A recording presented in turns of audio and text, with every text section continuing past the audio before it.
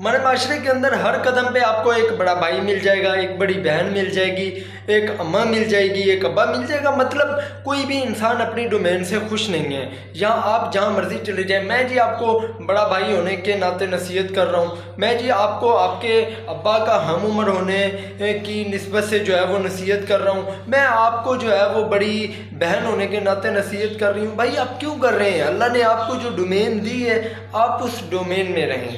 اللہ نے جسے کسی کا باپ بنایا ہے، آپ اسے ہی باپ رہنے دیں، آپ اس کی ہی نصیحت پر چلنے دیں۔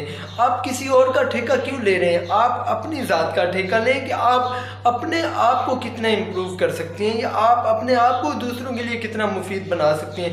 یہاں ہم نے ایک جذباتیت کو اپنے ساتھ جوڑ کے، کسی بھی جذباتی رشتے کو اپنے ساتھ جوڑ کے کسی اور کی زندگی میں انٹرفیئر کرنا ہے۔ خدا نہ لوگوں کی زندگی میں انٹرفیئر کرنا بند کریں۔ کسی انسان کو اس کی مرضی سے زندگی جینے دیں، اور آپ اپنی زندگی اپنی مرضی سے جئیں۔